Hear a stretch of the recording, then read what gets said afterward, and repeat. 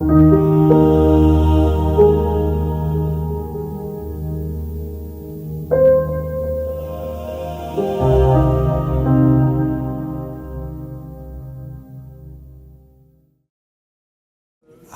my name is Dr. David Furlong.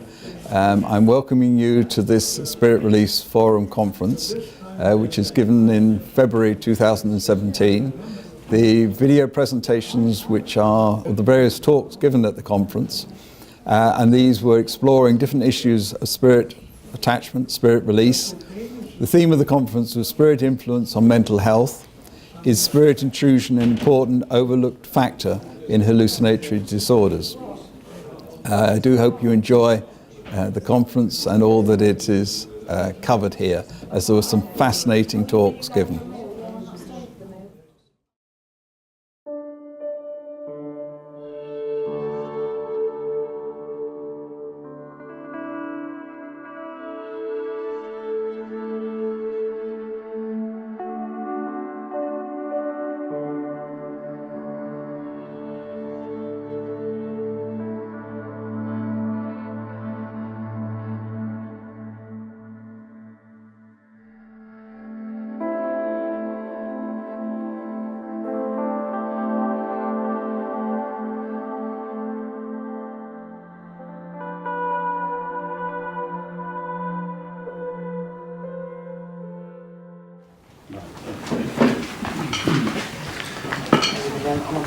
Good day, everybody.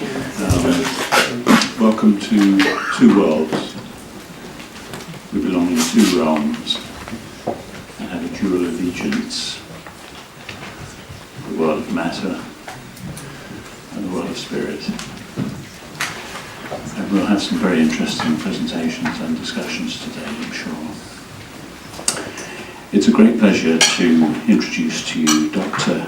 Erlendur Haraldsson, who's professor in Iceland and actually was born there and lives there. Worked in the USA as well with some notable researchers, among them Professor Ian Stevenson, who wrote a lot about children's past lives, and I think you'll be mentioning that this morning, Erlendur. And you've written a lot of books yourself and chapters, and contributed to the literature over many years and published papers. So you bring a wealth of experience and thinking, and we're very pleased to have you here with us, and look forward very much to hearing your talk. Welcome. Thank you. Well, very good to be here, and I thank the organizers for inviting me.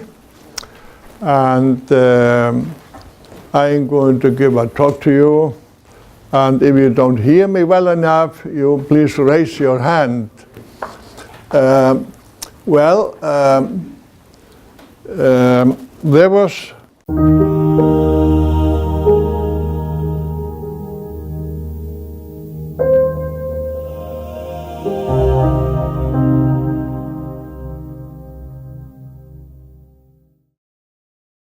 Hello, my name is Dr. David Furlong. I'm welcoming you to this Spirit Release Forum Conference, which is given in February 2017. The video presentations, which are of the various talks given at the conference, and these were exploring different issues of spirit attachment, spirit release. The theme of the conference was Spirit Influence on Mental Health. Is spirit intrusion an important overlooked factor in hallucinatory disorders? I do hope you enjoy the conference and all that it is covered here, as there were some fascinating talks given.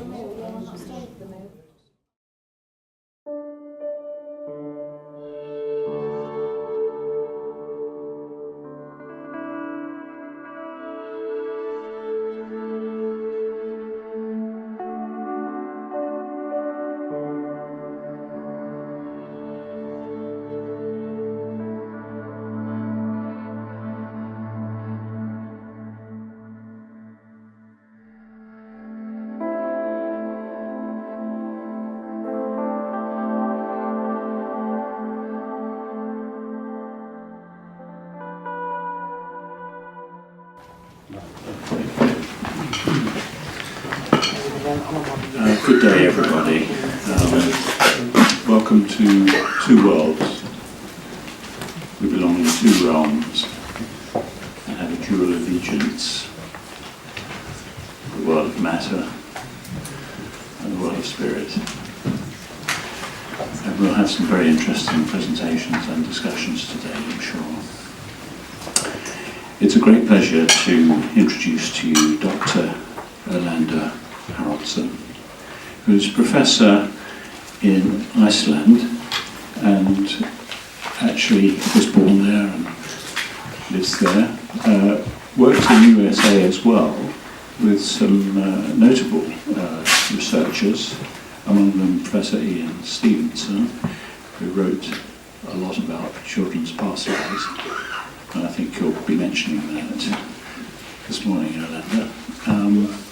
And you've written a lot of books yourself and chapters and contributed to the literature over many years and published papers.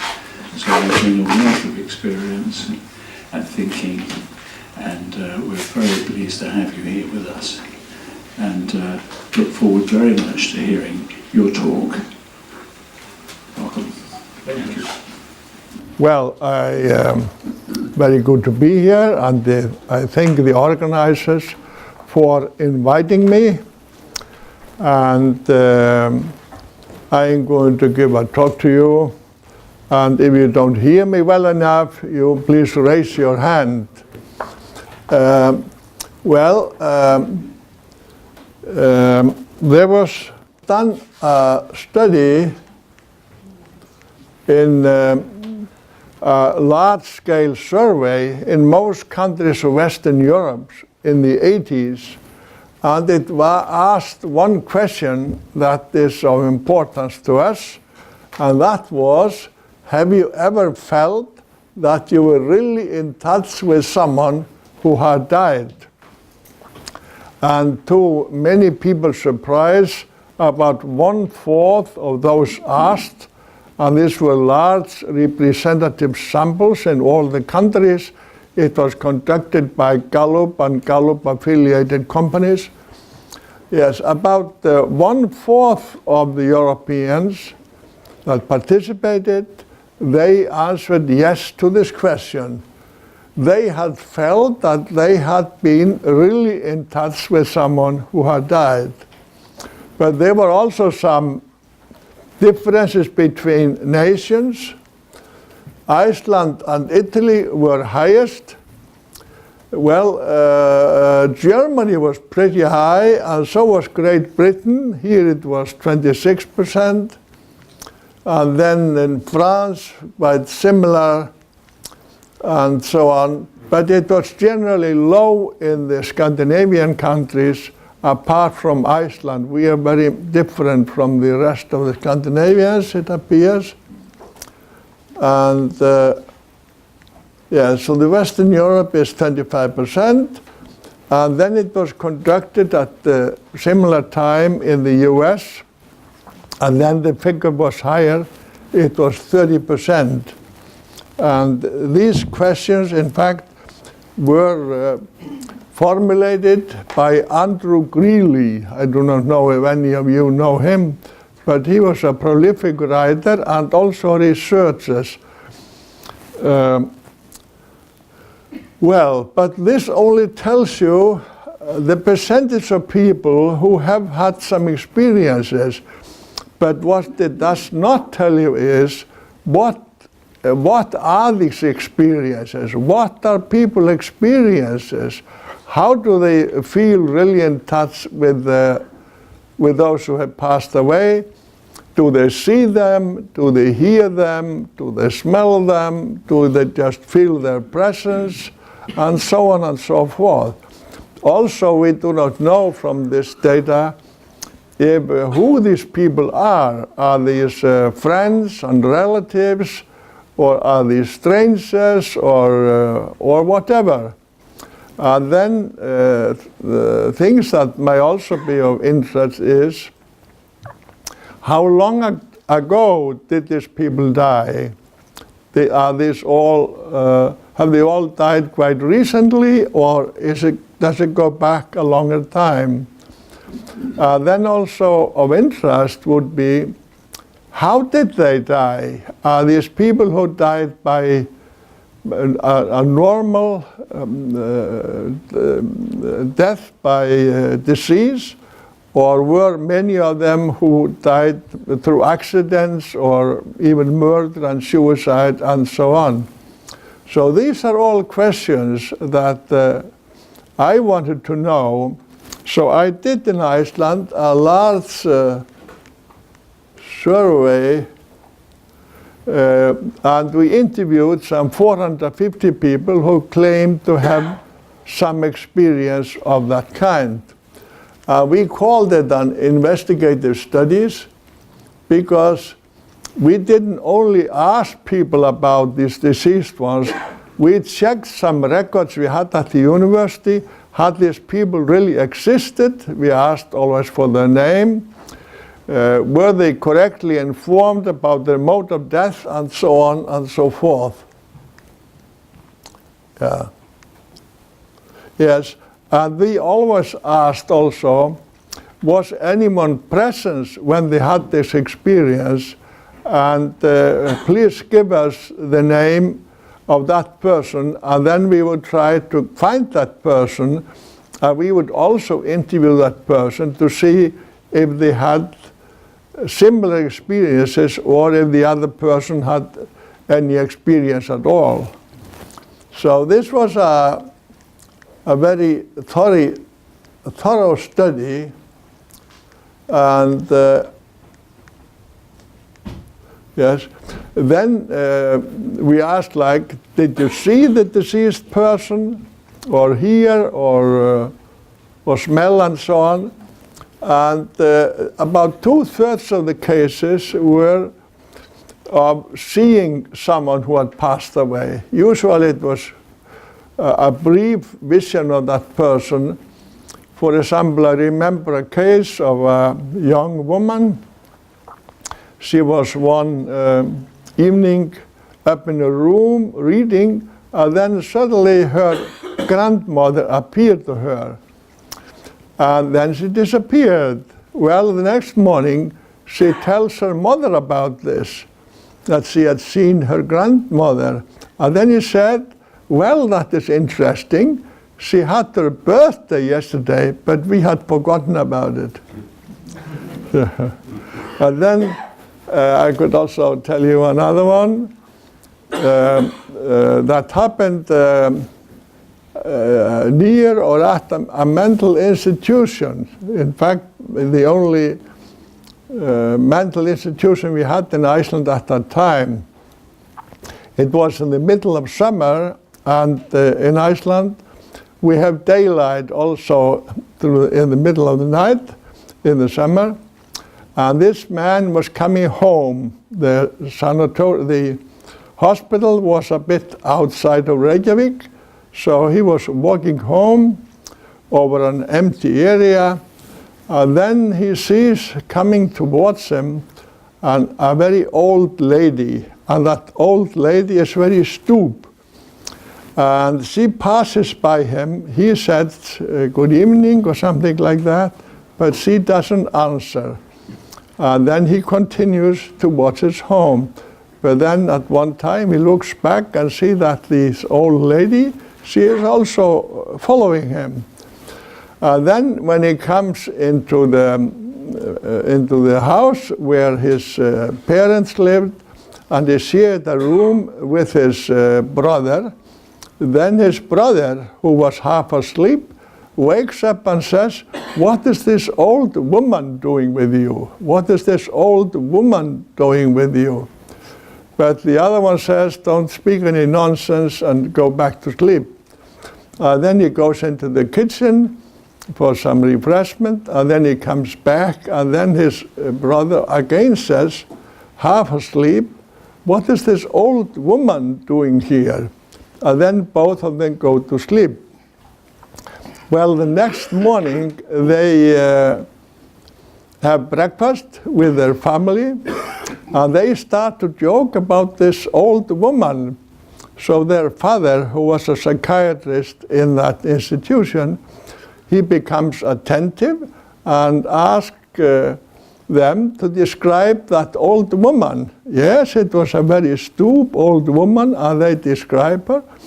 And then he said, that is very interesting. Old Vigga, who had been on a closed ward for many, many years, she just had passed away last night. So that was an interesting case. Well, then, as usual, we always asked about another witness, and the man who reported this to us, he gave us the name of his brother, and we called the brother, and he says, yes, I remember this, that I saw that old woman there when my brother came home in the middle of the night, and also that that they had discussed this at breakfast time, and that their father had been very impressed with it. So this is just one account, and there are quite a number of them. Then there are auditory cases, namely cases of hearing, either hearing voices or hearing something, some noises that are somehow characteristic for some person, like what he used to do and things like that. Let me see. Yes, like we got a case here from a fisherman in Iceland, in the north of Iceland, and he had gone out on his fishing boat alone one night, and then he suddenly hears a voice that tells him quite firmly, you should row ashore.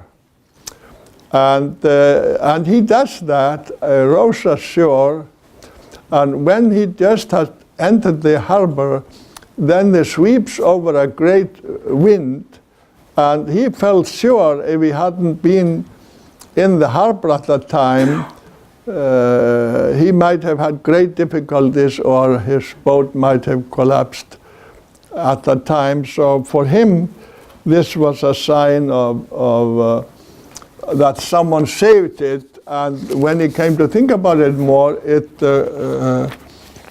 looked or heard a bit like the voice of his deceased brother. Then there were some tactual experiences, like feeling touched by someone, and this was particularly common among widows and widowers. Many of them had the experience that their deceased partner had touched them in some way, and sometimes very vividly, and so that they were convinced that this had been a real experience. I don't think I need to read any case about that. Then, of course, there were also experiences of smell. Like there was a couple who lived in Sandgerði, that's a fishing village in the south of Iceland, and the wife was alone in the house, and then she sees through the kitchen door that someone passes the door, and she doesn't really see who he is, but then with him comes a strong smell of alcohol. And then that smell disappears. Well, when her husband comes home, he immediately says, why is there smell of alcohol here? Well, she didn't then smell any alcohol anymore, and they were puzzled about the strong smell of alcohol. Well, then the next day, when her husband comes home, he says, now I understand why we had this strong smell of alcohol. the man from whom they bought this house, they had bought the house where they were living recently, he drowned up in Siglufjord last night or yesterday, and he had been a bit of a drunkard, was often drunk, and it was believed that he had fallen into the harbor while drunk and drowned. So that is how they associated the smelling with him. Well, there are many more cases. Well, maybe I'll tell you a different one. It is about a man who was a member of our parliament, a rather well known. He was at home up in the country. He was retired at that time, no more a member of parliament.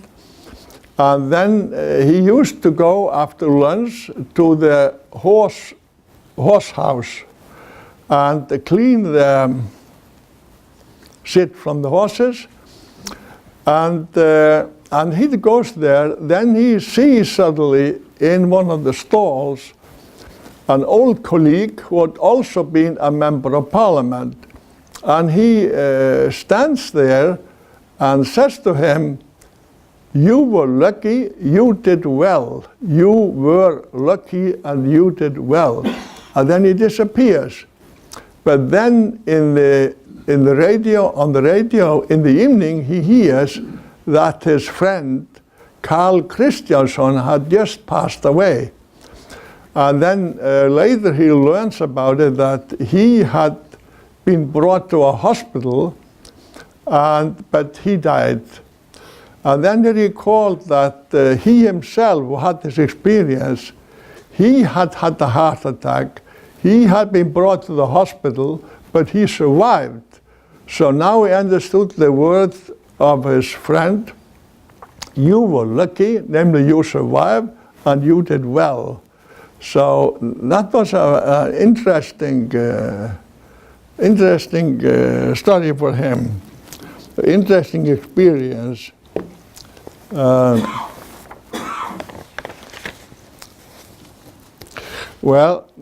So sometimes these experiences, they have a meaning and a purpose. Like one case, there was a man, and he woke up and saw his father, and he walked towards his old room across the room where that man was.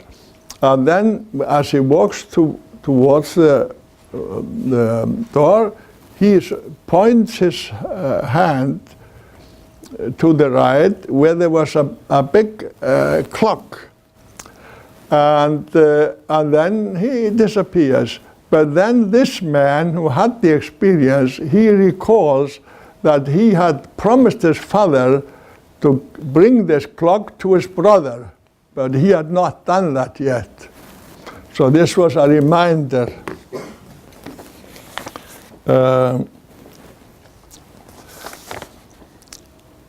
Well, then there are, how is my time? Fine, because we started early as well. Yes. Then there were also interesting experiences that occurred around the time when people woke up. And there was one fisherman who reported this. He was on a fishing boat, and where they had cabins, there was a crew of several people. And then one day he wakes up, and then he sees a man at a stove that was there in the middle of the room, and stooping, and like he was doing something on the stove. This man had just recently become a member of this crew. And then he told his crewmates about this experience, who had been on the boat for a long time, and then they said that was very interesting, because a former crewmate, he had been at the stove when there came a fire and he suffocated. He had died at the stove. It was interesting that many of these cases, they occurred around the time when people died. In fact, about every 7th case occurred on the same day or the same night or within the same 24 hours as the person died. That's about every 7th case. And the interesting thing about this is that there was done a survey here in Britain over 100 years ago in the 1880s by the SPR. And they found, and later in Stevenson, he looked at the time of death, how it related to the experience.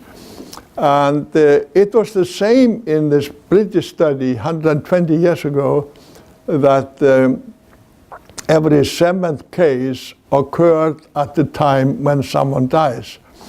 And quite frequently, the person who has this experience has no idea that this person is going to die or even is sick and so on. So these are very interesting experiences. Well, then of course there are many who occur later. Yeah.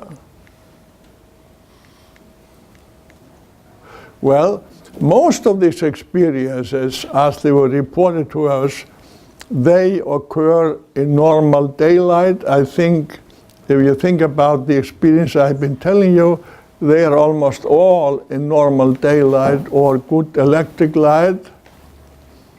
And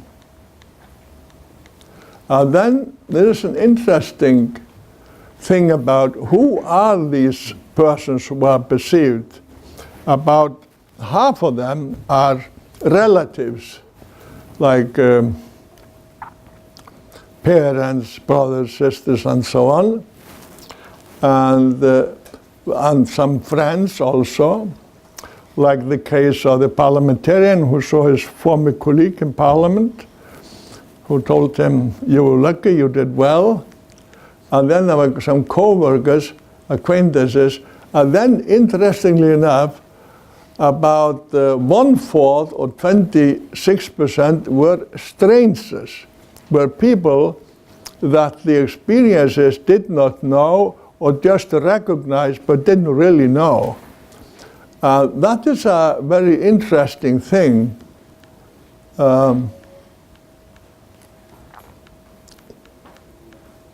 Yeah, and mostly people were working, resting. Yeah, but when we look at the cases, then we will see that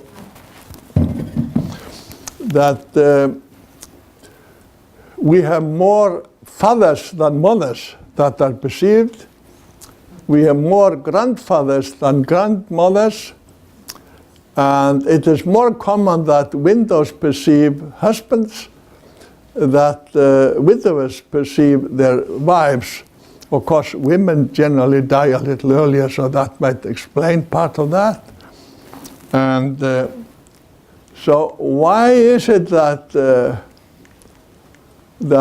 more males, more men are perceived as apparitions than women? About 2/3 of all cases concern men, and about 1/3 concerns women. Someone joked, could it be that the men also rule the other world?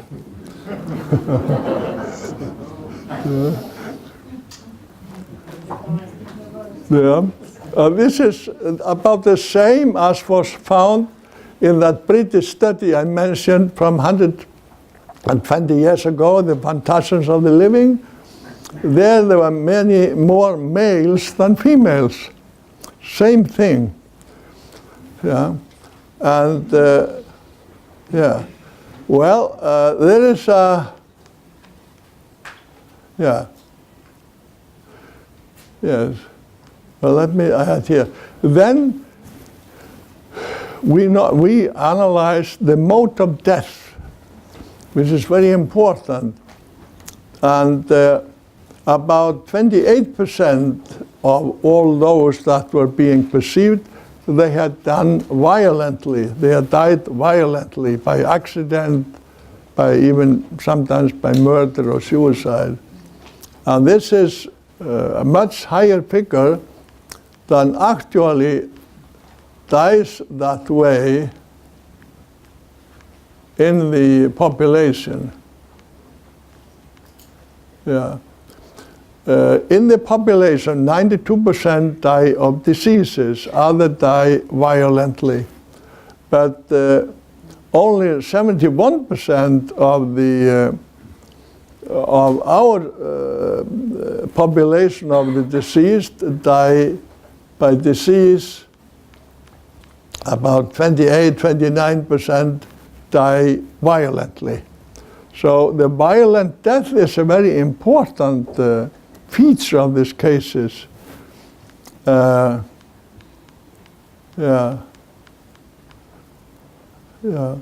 So there are many more apparitions of person suffering violent death than actually suffer a violent death in the population. Well, if we look at trance mediumship and do some analysis of the kind of persons or spirits that come through, then you will find that the percentage of those who have died violently is higher than such deaths in the population. I analyzed that with Mrs. Piper and also with an Icelandic medium, Hafstein Björnsson. And then these apparitions of violent death, they occur often to strangers, people who do not know about them. And they, therefore we can say, they have a bit of an invasional character. They thrust themselves onto that person so that that person perceives.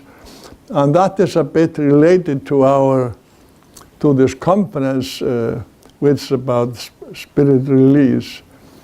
And yeah. And then there is an interesting feature also. When you look at cases of children who claim to remember a past life, the great majority of them recalls that they suffered a violent death and usually died at a young age. So that's also, well, yeah, well, this is sort of, I am just an overview of, yeah. So, well, as I told you earlier, 20% of Europeans, they feel that they have really been in touch with someone who has died.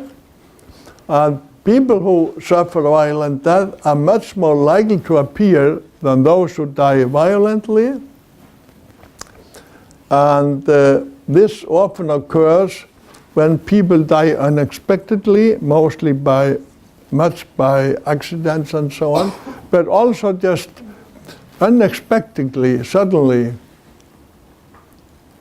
And sometimes that person who is perceived and who is unknown to the perceiver is identified through someone else, like the man who saw the, or like, yes, the two boys, young men who saw the old lady. And when they described it to their father, the psychiatrist immediately recognized the lady. This was old Vigga, who had lived on a closed ward for many, many years. Yes, and then we have some number of cases where there's more than one witness. Like in the case of the psychiatrist or his sons, and there are quite a number of them also. And sometimes also, it's interesting, sometimes this deceased person reveals a purposeful action, like the man who pointed towards the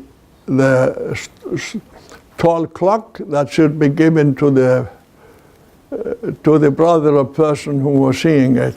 So sometimes these deceased persons, they have a way of expressing what they want to do, want to say. Well, then there's the question of continued life after death. And previously, we only had religious dogmas about it. It was the belief in the religions, practically all of them, that we would survive death. But since sort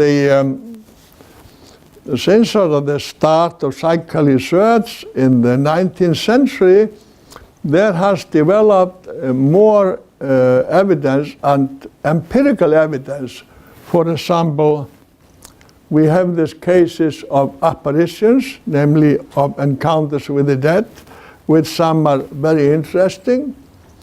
Then we have also, among people who are dying, quite a few, they see deceased relatives who appear to them and who will tell them that they have come to receive them and to sort of guide them into the other world. And I did a study with American colleague Carl Lysosis. We investigated some, 500, 600, 700 cases, both in the US and in India. They were very comparable. This is not an uncommon experience, and a very interesting experience. There is one man here in Britain,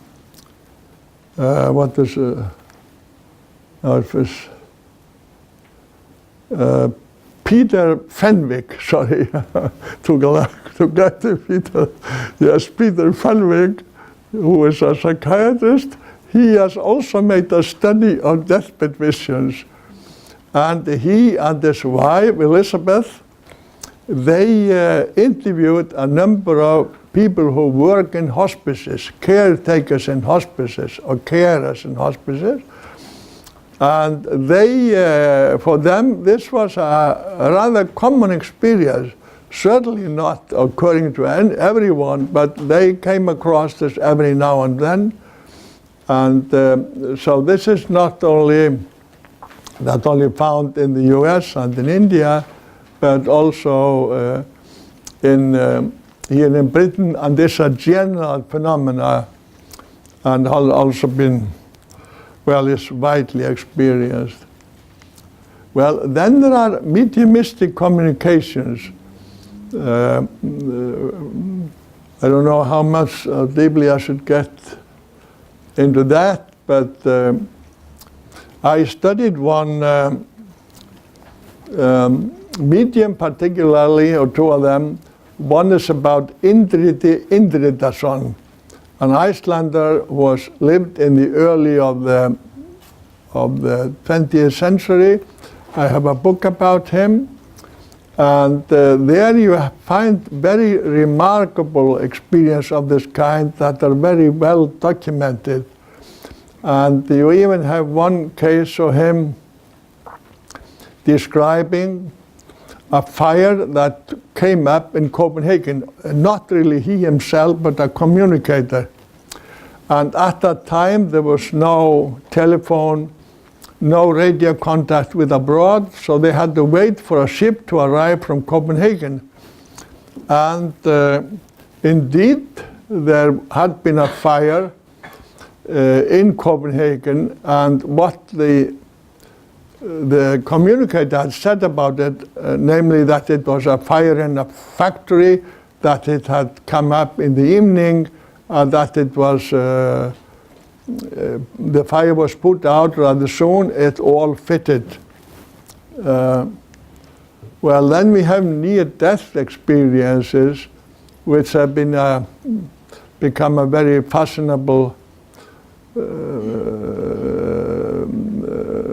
area of studies and conducted also in many hospitals and so on, and where people feel that when they are like in deep anesthesia, they have been fully asleep, and then while they are asleep, they have been able, when they wake up, to describe in detail what was occurring around them, like if they were operated upon or whatever.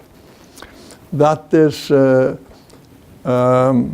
there are many, and also in accidents, when people have sort of been thrown out of their body, and so on and so forth. Well, then we have very interesting cases of children who remember a past life. And I have studied a number of these cases in different countries, about 100 of them. And recently I've written a book about him. I saw a light and came here, and it's there on the table. So, well, let me see. Yes, this is my book on Indri the Indras, on that Icelandic medium, which is really extraordinary. I think, in my view, he is at least as interesting as D.D. Hume, who was considered the greatest of all mediums. This is about the fire in Copenhagen, an article from a newspaper on the correct day or the day after the fire. Now, this is where the fire took place, but the man who reported this, he had lived in this house, only the second house from where the fire took place. And that reminds one immediately of the case of Emanuel Swedenborg, who, while he was in Gothenburg, he described a fire that was taking place in Stockholm. And that fire came very close to his house, and so it was in the same area. And but the case of Indri the Indrason is better documented, but both very interesting cases. Yes, this is the study that Kallis Ocean and I did of deathbed visions. I'm afraid I don't have any here with me. So what conclusion can we draw? Well, we have indications. I do not say that we have proofs, but we have indications that death may be a gate to another form of existence. I think we have been increasingly get indications for this in the last 150 years. So, and that is a very interesting development. And then this shows that when we die, we are likely to be received by our loved ones. And then that leads to the question about that there is not only physical reality, but there might be some other kind of reality, and so that there is not only what we call a universe, but there might be a multiverse. There might be more than one kind of reality.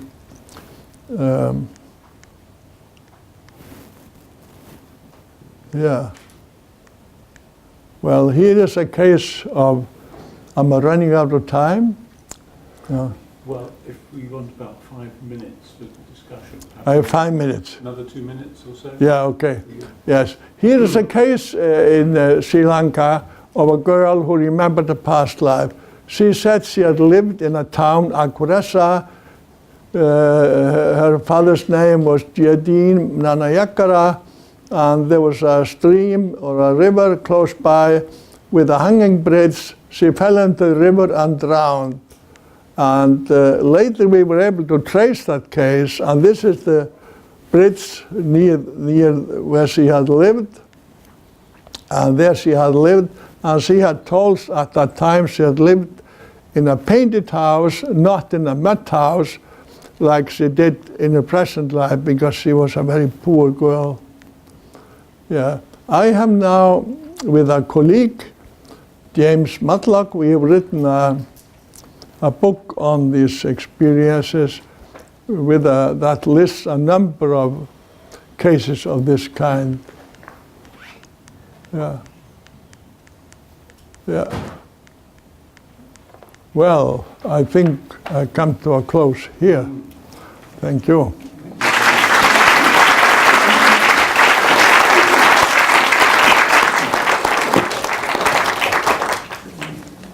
Yeah. Well, we've got 5 minutes for questions and discussions, so thank you very much. Yeah. Erlendur, that was really very thorough, and you've given us a lot to think about there. Yes, in the front here. Yeah. Hey, Might need to can slow I go your back? voice. Can I go back to Andrew Greeley's survey? Yes. And the question he asked was, have you ever felt you were really, Have you ever felt that you you were were really really in the presence of somebody who died? yes, in contact with someone who had died? So we had Norway at 9%. Pardon me? Norway at Yes, 9%. yes. And Iceland, Norway was lowest. and Iceland at the top at Yes, 44%. Yes. And my question is the important bit the word really, or is it, in other words, is it the interpretation, or is it the actual experience?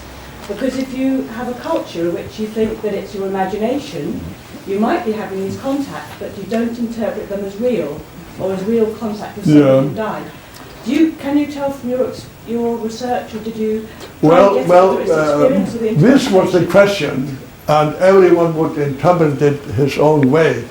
We didn't ask them how they had come to their conclusion, except when we interviewed these 449 persons. So I have no clear answer to you.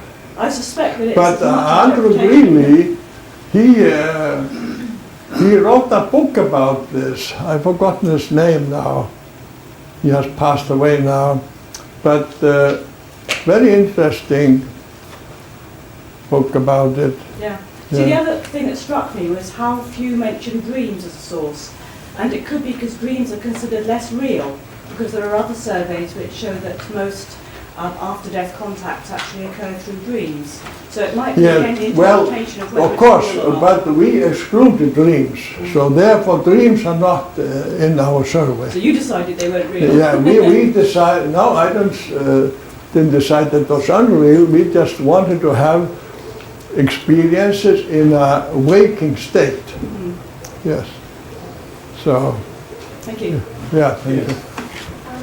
Thank you very much for your talk. Russia or the Ukraine, Yeah. any opportunity did you... Well, this survey, what was called the European Value Survey, it was only conducted in Western European countries. It was in fact conducted in the early 1980s, so I have no idea about Eastern Europe, but I wouldn't be surprised if it's much the same. just because I was there working and attending various things in the summer of 1993, and I had heard that they were very, they had powerful mediumistic qualities, and at the medical conference, all the people there were either oncologists, cardiologists, the top of their profession, and they had gifts, and I encountered people that had extraordinary abilities, all these medical doctors. Yeah, well, there have been many famous mediums from Poland. The Polish mediums are have been very strong and interesting, but this goes back some time. I don't know how it is now, but I have been to Estonia. They are very interested in this kind of phenomena, and I think so are the Baltic countries. One last quick question. It's just that I was struck by the fact that places like Italy and Iceland were very high in the experiences. There's nothing to do with the psychic abilities of people, but the experiences themselves among ordinary folk, should we use the word. And also that both Italy and Iceland, of course, are volcanic, seismic countries. And I wonder if there is a relationship that has to be followed up. Well, maybe, I don't know. But what is most interesting to me is, why are the Icelanders the highest, but the Norwegians and the Danes are the lowest? And we are generally considered a Scandinavian nation, we Icelanders. But when you look at it more closely, about 2/3 of the population, original population in Iceland, came from Scandinavia, but about 1/3 came from Ireland and Scotland. But whether that has anything to do with it, I do not know. I'm Irish myself, and it doesn't matter where the race goes, it matters where they actually end up. Yes, Seismic. yeah, yes, yeah. Well, I think we must stop there, but thank you very much again, Erlendur, for very interesting. Thank you.